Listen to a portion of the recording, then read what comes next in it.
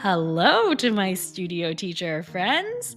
Welcome to the Beyond Measure podcast. This is your weekly shout out of solidarity to everyone in the music teaching profession. Christina Whitlock here, your self appointed anytime piano teacher friend. You are listening to this podcast ad-free due to the very generous support of my Patreon community. That is a collective of brilliant teachers who lead everything they do with empathy and curiosity. And I don't know, I just adore them. So if you are looking to connect with your people and support my work in the process, check out christinawhitlock.com/Patreon for all the details. That's christinawhitlock.com/Patreon. And now, let's get on with the show, shall we? It's a fun one today. You are listening to episode 170 of the Beyond Measure podcast. Cheers to what is working in this season. Earlier this year, I recorded an episode about the things that I felt were working for me in that particular season of life. And it ended up being one of the most popular episodes of this year. Since you appear to like those kinds of reflections, I thought it might be fun to revisit that question, I don't know, once a quarter or so. I am a firm believer that one of the most important questions to ask yourself on a regular basis is what is working? And, of course, to the contrary, what is not? I keep an actual list of these things in my phone.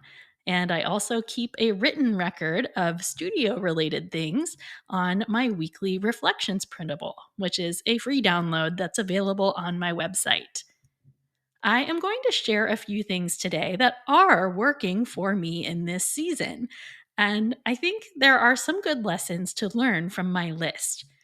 But even more importantly, my hope is to inspire you to seriously consider what is working for you in this season, and likewise, what is not. So, as I'm speaking today, I hope that you are going to consider the things that are indeed making life pleasant for you right now. All right, so let's get started. At the top of my What's Working For Me list is this: coming to terms with big tech. So here's the thing. Like most of you, I am way more attached to my phone than I want to be. Between keeping up with my friends and doing promotional work for this show, of course, the never ending studio texts and emails we get, I mean, you know how it is. And I really, really dislike how often my phone is in my hands. Like, I so desperately want to follow Cal Newport's model that he lays out in his book, Deep Work, where my phone simply lives on a table in the entryway and stays there during the day instead of in my hands. And yet, I am also aware of the way that I use my phone to numb my overactive brain by scrolling in the evening hours. I know that it is my way of checking out. And even though I don't really want to check out of my life, when the exhaustion hits at the end of the day, all I want to do is get those easy dopamine hits and enjoy the brainlessness of what my phone has to offer. I'm done making decisions. I'm done feeling all the feelings. Again, I know you get it. But I can also recognize that my full attention is still very much needed in my house during those hours. And so I end up feeling really guilty about it. Like, I feel so ashamed that I don't have more self control. And I feel like I'm just so easily distracted by the next suggestion on whatever platform I'm scrolling. I just hate it all. But here's the thing, I am not actually fighting a battle with myself. I am fighting against a multi-billion-dollar industry who has invested all of their resources into keeping that phone in my hand. So, recognizing the fact that this addiction to technology is not some moral failing on my part, that has been life giving this year. Now, do I still need to work to place some boundaries around it that are going to work for me and benefit my family and my life? Absolutely. So, am I giving up on this? No, definitely not. But naming the correct enemy here has been a real turning point for me. Like, the enemy is not me. The enemy is the industry who has built these systems and algorithms and mined my data for everything they can do to keep me on my device. It is so much bigger than me. And I just hope this little public service announcement helps you see the same thing. Like, we are fighting a battle with big tech. This is not simply an issue of self control. It is not a moral failing. I am not hopeless. I just have to refocus my efforts in the correct direction. Cheers to that, right? Okay, so that one was kind of heavy, probably not where you thought I was going with this episode, but let's move on to the second thing that's working for me in this season. It's a lighter summer. Oh, yeah. I gave a more detailed version of how I'm running summer lessons this year in our Patreon discussion group, but I'll give you the quick version here. I only opened my teaching calendar for 2 weeks in June and 2 weeks in July this summer. Parents had the option of paying a holding fee for either 0 lessons or a premium fee if they just wanted to take 2 lessons, or typical fees for 4 lessons over those 2 months. So let's be clear, up until a decade ago, I was teaching every single week of the summer. This has come as a steady evolution and is very much based on the fact that I have young children who deserve and need to do more than sit around the house all summer while mom is teaching lessons. The amount of excitement I have for those 4 weeks that I am teaching is like off the charts. Like, there's something about seeing them contrasted by weeks of not teaching that allows me to be excited for both kinds of weeks, the teaching weeks and the non teaching weeks. So I've just been surprised at how invigorating this new arrangement is for me. I just have to say that there are a million different ways to handle summer lessons. There are so many options. None of them are inherently right or wrong, or wise or unwise. You just need to do what works for you. And this summer, for me, only teaching 4 weeks has felt so right. Now, the third thing working for me in this season is attending my kids' events. Now, this will feel obvious to some of you, but as a child of workaholic parents, it's actually a pretty big accomplishment for me.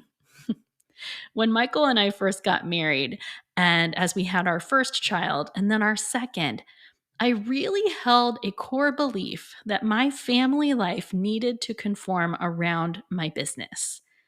I thought, I expect my students to prioritize their lesson times in their schedules. Therefore, I need to do the same. And that's not altogether a bad thing. However, in certain seasons of life, it's also a recipe for resentment when it comes to our work. I've probably told this story before, but when my oldest entered middle school, she decided to join the cross country team. Now, sports had never been a big part of our lives due to my teaching schedule. I had multiple talks with her before she officially signed up for the team, I told her I was happy for her to do it, but she had to know that I was going to miss most of her meets because they were all weeknights at like 5 o'clock. She understood, she agreed, and I just figured I would teach while she ran. End of story. Well, friends, she may have been fine with me missing her meets, but it only took me one meet to realize that I was not okay with it. I could not concentrate on my work because all I wanted to do was to be there cheering her on. Like I was miserable and distracted, probably not all that pleasant to be around. And I knew that first night of that first meet that something was going to have to change. Now, this was almost 3 years ago, so I have been on a journey, my friends.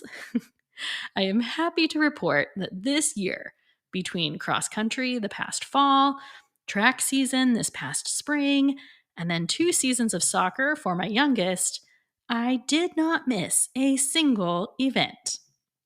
Well, that's not entirely true. I did miss one makeup soccer game when it got rescheduled for rain, but that's it. Juggling my teaching schedule around was not easy. I don't want to make it sound like it was simple. In fact, by the time the month of May rolled around, I absolutely dreaded the process of reconfiguring my schedule every week. I got really, really tired of it. But it all worked out, and I ended up spending some really beautiful evenings outside cheering on my kid and her teammates. Do you know how jarring it is to actually spend time outdoors on a weekday evening? I mean, it's just not something full time piano teachers get to do very often, right? And it's glorious. Like, I really appreciate the sunshine and the fresh air at that time of day.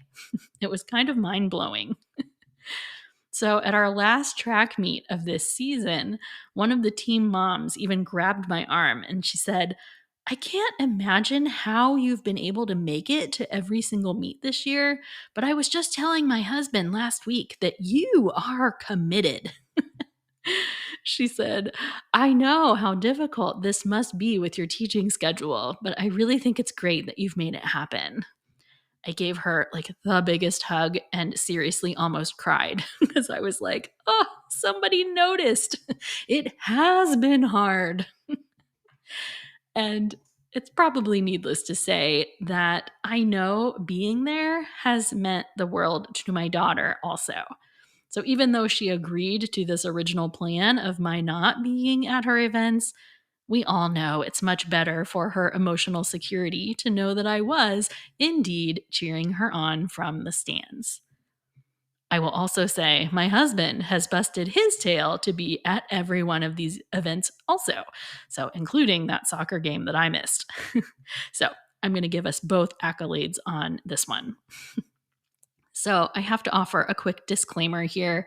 Sometimes your kids are going to have events and you are going to have to work. That is the way life pans out sometimes.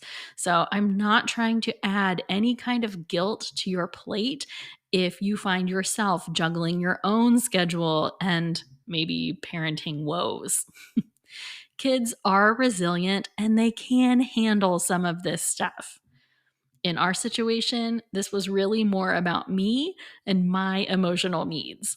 Because when I was feeling resentful for teaching here in my studio while my kid was out running that first year, I was not serving my students and I was not serving myself. So I made a lot of changes over the last 3 years. They've involved 2 intentional downsizes in my studio. I've implemented group classes. I've done a lot of policy revisions. And more than anything, I've just accepted the fact that while piano lessons are really important, you know I believe that, but the experience is not diminished if I have to miss a lesson or two. I have found that my families are really supportive of accommodating rescheduled lessons so I can attend my girls' events. That's the magic of symbiotic relationships right there, friends. Families who feel invested in will usually invest in you right back. All right, I spent a long time on number 3 there. So let me just leave you with one more. This is number 4. What's working for me in this season? Shaking things up on the podcast. Yep, you heard me. We are 170 episodes deep. More than that, really, but 170 for official counting purposes. And so far, you have only heard from me. And that is about to change. This summer, my friends, for the first time ever, I am hosting a series of actual conversations with some really brilliant people. Some of them you are going to know, others will be more of a surprise. I have been recording these conversations the past few weeks, and I am so excited to share them with you. There's something extra great about finally getting to feature talks with other teacher friends since this show has existed for 3.5 years with just me. We'll likely go back to the regular format in the fall, but for the summer months, I hope you will enjoy the series of conversations I have planned. Each week, we will be taking a look at a previous episode of the Beyond Measure podcast. We're taking a fresh perspective and dissecting some of the most popular topics covered here. And heads up, these chats are good. I'm also going to be uploading bonus conversations to the Patreon community, so there has never been a better time to join that group. Speaking of the Patreon and shaking things up, we are taking a break from our usual segment of Teachers Teaching Teachers this summer, and instead, I'm featuring a new offering that I am calling What Should I Teach Next? Yep, I am playing repertoire matchmaker for the members over there. They tell me what their student loves playing, what they don't love playing, and what they need to work on. And poof, I offer up a few suggestions of repertoire they are going to love. I am excited about it. So, again, that is all coming to the Patreon community in the months of June and July. So, if you are interested in any of those details, you can check them out at christinawhitlock.com/Patreon. And now, my friends, let's close with a quick toast today before we head out our separate ways.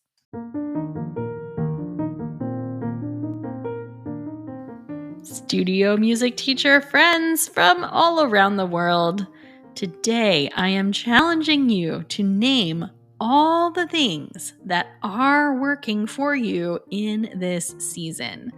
Like, are there strategies that you are using with your students that are proving to be more effective than usual? Have you stumbled into any aha moments these past few weeks? What boundaries are you putting in place that are helping you live your best life? Who is making your life feel rich right now? Like, these are all such important things to pay attention to. I would love to hear some of your revelations, so don't be shy and go ahead and share, friends. This is me, in the meantime, raising my glass to you. Here, here.